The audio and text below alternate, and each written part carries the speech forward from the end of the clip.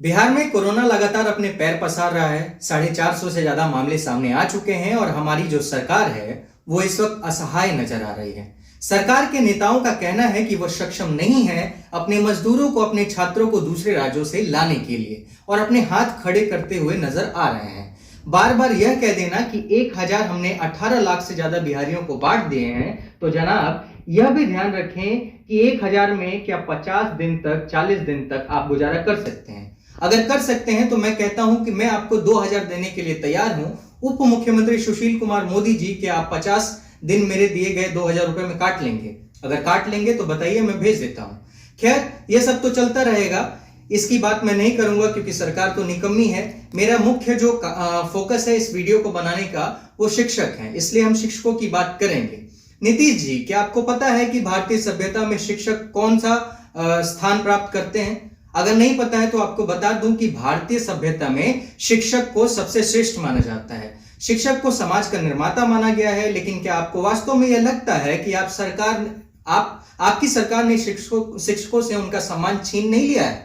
दूसरे राज्यों का तो पता नहीं, लेकिन अगर आप बिहार के लाखों नियोजित शिक्षकों की तरफ देखेंगे तो आपको यही लगेगा कि बिहार में इन शिक्षकों से इनके सम्मान का दर्जा ही छीन लिया गया है और इन्हें शिक्षक ना बनाकर मजदूर बना गया है। और सबसे विडंबना की बात यह है कि इन शिक्षकों की आवाज उठाने वाला कोई नहीं है, इन शिक्षकों की सुनने वाला कोई नहीं है। सरकार तो सुन नहीं रही है। अगर मीडिया रिपोर्ट पे भी अगर आप नजर डालें तो आपको दिखेगा कि इनके आंदोलन पर मीडिया में भी कोई खासी जानकारी नहीं है। इसलिए अब हम लगातार कोशिश कर रहे हैं कि शिक्षकों की आवाज को उठाया जाए और जितना हो सके उतनी कोशिश की जाए। फिर से इनका सम्मान दिलाने में हम कोशिश कर रहे हैं। जो पिछले 3 महीने से आंदोलन पर बैठे हैं उन्हें उनका हक मिल सके। बिहार में शिक्षकों की स्थिति जो है, जो नियोजित शिक्षक हैं, उनकी स्थिति को देखने से लगता है कि बिहार में एक चपरासी की जो स्थिति है वो इन शिक्षकों से अच्छी है। भला शिक्षक कहीं कॉन्ट्रैक्ट पर काम करता है क्या? मतलब दिहाड़ी मजदूर का, वो भी सरकार के काम में। लेकिन यह सच है कि बिहार में ऐसा ही हो रहा है। बिहार में दिहाड़ी मजदूरों के तौर पर नियोजित शिक्षक काम कर रहे हैं। क्या आपने कभी सोचा है कि 17 साल से नौकरी कर रहे इन शिक्षकों को कोई सेवा शर्त नहीं मिलता है? शिक्षा जैसे आधारभूत और मौलिक अधिकार की व्यवस्था को मजाक बनाकर रख दिया गया है इस सरकार में, खासकर इन नियोजित शिक्षकों के लिए। नियोजित शिक्षक सबसे कमजोर कर्मी हैं जिनके पास अपना अधिकार मांगने का भी कोई कानून नहीं है। बिहार के शिक्षकों से शौच की निगरानी कराई जाती है, उन्हें अंडा और फल ढोवाया जाता है। एक और खास काम है जिसके जिम्मे स्कूल का चौका चूल्हा भी है, जिसकी निगरानी उन्हें करना पड़ता है। बिहार में जो महिला शिक्षक हैं, जो नियोजित हैं, उसे शादी होने के बाद अपने पति के साथ रहने के लिए स्थानांतरण की भी कोई व्यवस्था नहीं है। यह इस तरह से है कि अगर किसी लड़की की नौकरी नियोजित शिक्षकों के रूप में होती है तो शादी के पहले अगर हो जाती है तो उसकी शादी के बाद उसका ट्रांसफर नहीं हो पाता है, जिसके वजह से वो अपने पति बच्चे से दूर रहती है, अपने परिवार से दूर रहती है। कई बार ऐसे परिवार में परेशानियां भी शुरू हो जाती है और उनका घर टूटने के कगार पर भी आ जाता है। ये सिर्फ बिहार भर में लागू है, खासकर नियोजित शिक्षकों के लिए। बिहार के नियोजित शिक्षकों को कोई अंशदान नहीं मिलता है, ना ही इनका पीएफ कटता है, ना ही पेंशन की कोई व्यवस्था होती है। क्या इसके जिम्मेदार नीतीश कुमार नहीं है?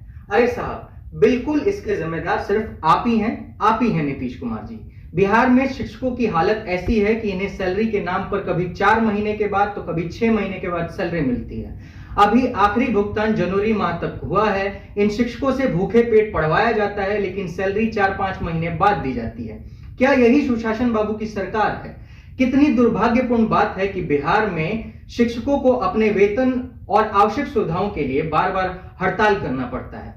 सच कहूं तो बिहार में शिक्षा मटिया मेट हो चुकी है। बिहार के गैर सरकारी स्कूलों की बात करें तो यहाँ पर शिक्षकों से पढ़वाने से ज्यादा तो रिपोर्ट बनवाया जाता है हर विभाग के लिए। जब भी इनको कोई कार्य करना होता है तो शिक्षकों को आगे लाकर खड़ा कर देते हैं सरकारी काम को करवाने के लिए, और जब शिक्षकों के हक की बात आती है तो यह कहकर टाल दिया जाता है कि केवल आप ही थोड़ी ना है बिहार में। एक बार फिर 17 फरवरी से पूरे बिहार में प्राइमरी से लेकर हाई स्कूल के शिक्षक हड़ताल पर हैं। नीतीश कुमार कान में तेल डाले हुए सोए हुए हैं। इनका नतीजा है कि 70 से ज्यादा अभी तक शिक्षकों की मौतें हो चुकी हैं। उन्होंने दम तोड़ दिया है इस आंदोलन के बीच, लेकिन सरकार शिक्षकों के लिए कोई जवाब नहीं देना चाहती है।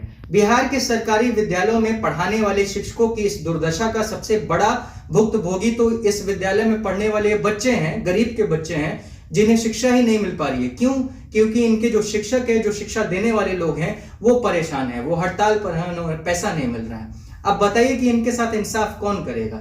मैं नीतीश कुमार जी से आग्रह करता हूं कि अपनी आंखें खोलिए, अपने अधिकारियों को समझाइए, उन भ्रष्ट अधिकारियों को समझाइए कि इनका साथ दें, आप इनका साथ दें, इनको समय पर वेतन दें। ये जिस चीज के लिए लगातार आपसे आग्रह कर रहे हैं, उसकी बातों को मानिए, मांगों को मानिए। अगर कोई बराबर काम करता है तो उसे अपने बराबर की सैलरी चाहिए होती है। मैं आपसे हाथ जोड़ के निवेदन करता हूं कि इन शिक्षकों का सम्मान लौटा दीजिए, इन शिक्षकों का हक लौटा दीजिए, नहीं तो ज्यादा दिन नहीं बचा है। बिहार को चाणक्य की धरती करते हैं, ये शिक्षक भी वही चाणक्य हैं जो आपको शिक्षित करते हैं, आपके राज्य को बढ़ावा देते हैं। अगर अभी भी आप आंखें नहीं खोलेंगे तो इन शिक्षकों की भी सुन लीजिए। अगर ये गुस्से में आ गए और अगर अपनी परेशानियों को लेकर के अगर सड़क पे ये दोबारा आ गए ना, तो बिहार में चुनाव आने वाला है। ये 3.5 लाख शिक्षक आपके चुनावी करियर को खत्म कर सकते हैं, बिहार में आपकी सत्ता को हटा सकते हैं, गिरा सकते हैं। इसलिए आप इनकी बातों को सुनिए। इस वीडियो में सिर्फ इतना ही। हम फिर एक नई वीडियो के साथ हाजिर होंगे, तब तक के लिए धन्यवाद।